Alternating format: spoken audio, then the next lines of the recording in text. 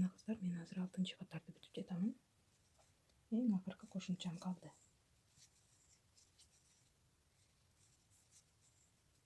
Эми эмне алабыз? Биз бая таблицадан көрүп алганда бизге 14 сантиметр керек болгон. 6 айлык бала үчүн 14 сантиметр керек болгон. Эми өлчөп көрөбүз. Азыр бизде мына 12 сантиметр болуптур. 14 болуш үчүн биз дагы бир катарды көтөрөбүз. Демек, биз эмне алабыз? Мурунку катарда биз 1, 2, 3, 4 жөнөкөй, бир кошумча токуганбыз. Эми 5 жөнөкөй, бир кошумча токуйбуз. Жипти өткөзүп алдык. Биринчи мамычаны токудум. Экинчи мамыча. Үчүнчү. Төртүнчү. Бешинчи. Эми 6-7-ни бир токуйбуз. 5 жөнөкөй жана бир кошумчаны токуп алабыз. Ушинтип биз бул катарды дагы акырына чейин токуп, ушул жерден жолугабыз сиздер менен. Демек кыздар, мен азыр мынакей канчанчы 1, 2, 3, 4, 5, 6, 7-нчи катарымды бүттүм. 7-нчи катарды бүткөндөн кийин биз өлчөп көрөбүз. 14 сантиметр болду. Бизге 14 сантиметрлик керек болчу. Тереңдиги, мисалы үчүн, тереңдиги 3-6 айлыктыкы 15-16 сантиметр болду экен. Мына 14 сантиметр болду. Эми биз тереңдигин узунун токуйбуз. Ушул бойдон эч кандай кошпойбуз, азайтпайбыз. Мына ушунча токуйбуз ошондо. 15-16 сантиметр болгонго чейин бизде ошондо бул шапкабыздын тереңдиги мынакей. Жалпысынан мынча болуш керек. 15-16 сантиметр болуш керек. Анда эмесе азыр биз сиздер менен мынакей белгилеп алган жерден баштап эч нерсе өзгөртпөйсүз, болгону токуп кете бересиз. Мына ушунча токуйбуз. 15-16 сантиметр. Анан жолугабыз. Мына кыздар, мен азыр шапканын тереңдигин өлчөймүн. Канча болду? Меники 16 сантиметр болуптур. Мага бир аз чоңураак болгону жакшы. Ошон үчүн мен 17 сантиметрге чейин дагы бир жолу көтөрүп аламын. Бул 6 айлык балага туура келет деген.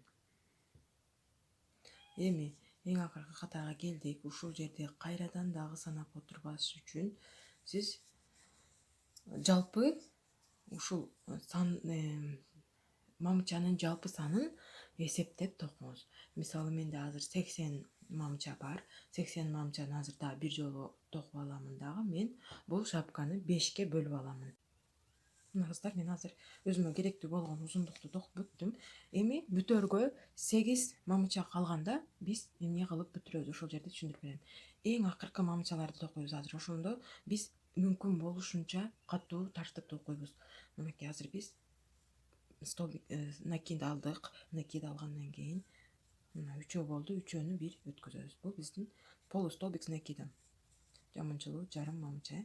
Мынакей 2 өтө катуу тартабыз. Эми 3-үнчүсү.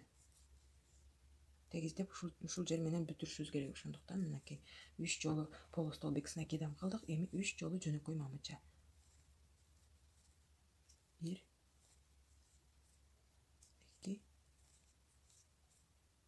3. Эми 2 жолу мына экөө калды. Байланыштыруучу. Соединительный столбик. Мына ушундай кылып биз бул жерде эсиңизде болсо, биз атайын башкача кылып баштаганбыз. Ушул жер тегиз болсун үчүн. Мынакей эми каттуу тартып алдык. Ушул жерден баштап биз азыр менде 80 мамыча болду эле. 80ди 5ке бөлүп аламын. 5ке бөлгөнүмдө 16дан болду. Кантип белгилеймин? Азыр мен мындай маркер алып алдым. Санайбыз. Кааласаңыз бул жерди кесип салып, мисалы ушундай эле кылып алабыз сиз менен. Эмне кылбай. Кесип алдык. Кесип алып, бул жипти тартып, жипти бекитип алабыз дагы. Андан кийин биз сиз менен 5ке бөлүп белгилеп алабыз. Демек, мына биз 5ке бөлүп алдык. Бул арканкы жагы, мисалы бул бөлүгү аркасы, бул эки кулагы жана бул эки бөлүгү алды. Ошондо биз алдында турган бир маркерди алып койсок, алды мындай кенен болот. Эми эмне кылабыз? Биз бул жерге эки кулак токуйбуз бул жерге азыр. Жипти алып, мынакей бул жерге салып алабыз. Салып, эми биз кийинки катарга өтөбүз. Келдик. Эч кандай көтөрбөйбүз. Жана эми биз бул маркерлерди алып койсок болот. Эки маркерди алып коебуз, белгилеп алдык. Себеби билебиз кайсыл жерде экенин. Эми 16 болчу, бизде кийинки катарды 14 токушубуз керек. 14 болушу үчүн биз сразу 16-чыга эмес, 15-чиге салабыз. Эми катардын акырына чейин токуйбуз. 14 болуш керек бизде. Эң акырында дагы убавка кылабыз. Мына кыздар, мен азыр дагы 10 мамычаны токуп бүттүм. Кийинки катарга өтүп баратам. Дагы биринчиге салбаймын, экинчиге салам. Эми бул катарда 8 болуш керек бизде. 1, 2, 3, 4, 5, 6, 7. Эми бул жерде 2 мамыча турат. Ушул экөөнү бириктирип коебуз. Кыскартып. Бир аз кыйын болушу мүмкүн. Бирок аракет кылсаңыз болот. Кыскартуу боюнча дагы менин каналымда видео бар, ошону көрсөңүз болот.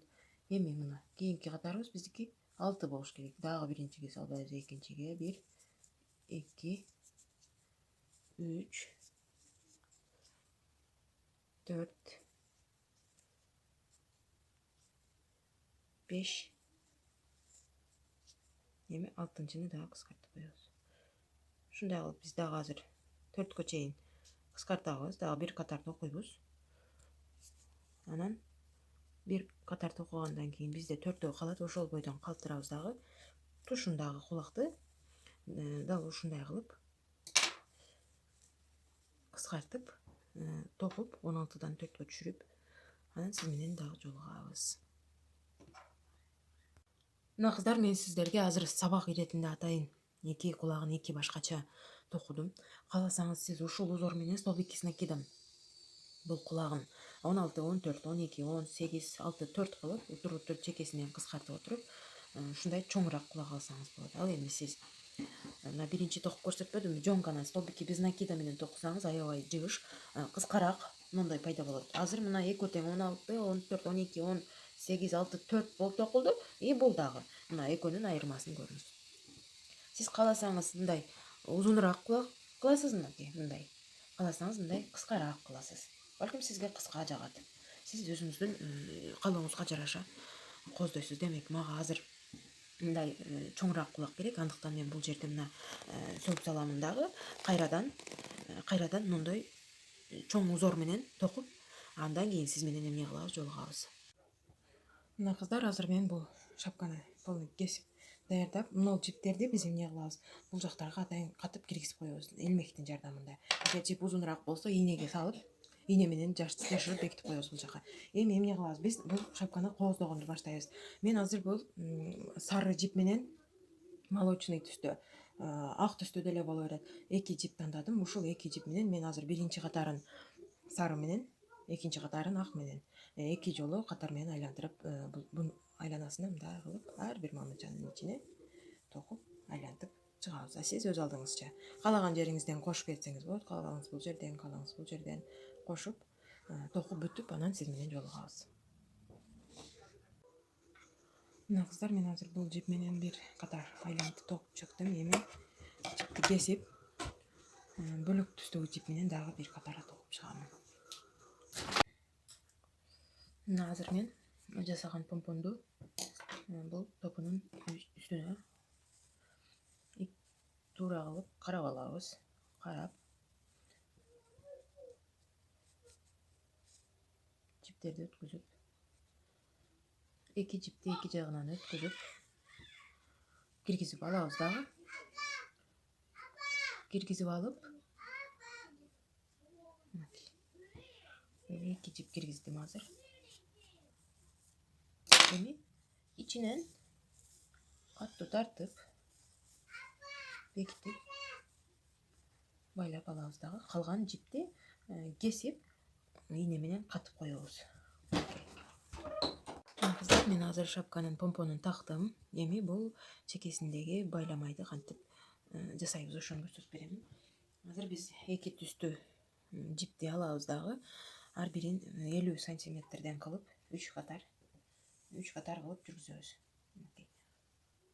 Мындай кылып биз ар бирин 3 катардан кылып кесип алабыз. Эми эмне кылабыз? Кесип алдык. Кесип алгандан кийин экиге бүктөп, бул жердин эң ортосун табабыз. Кайсыл жер эң ортосу, ошол жерин табабыз. Мисалы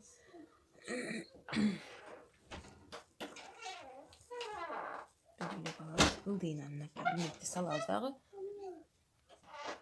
Илмекти салгандан кийин биз ортосунан бүктөгөн жипти салып өткүзүп алабыз ушул жерге.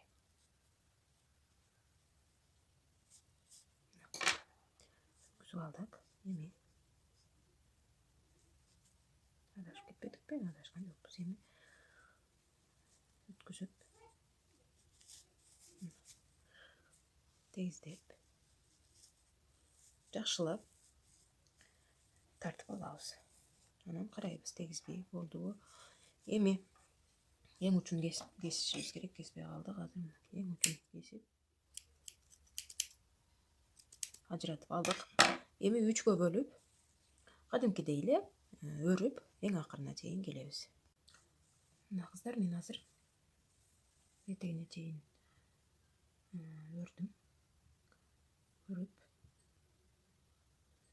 мындай ашып калган жерин бириктирип, экөөнү теңдеп туруп, мындай кесип, ашыкчасын алып коебуз. Мынакей, биздин шапкабыз почти даяр болуп калды. Эми бул жерге биз кичинекей бир коздоочу аппликация токуйбуз.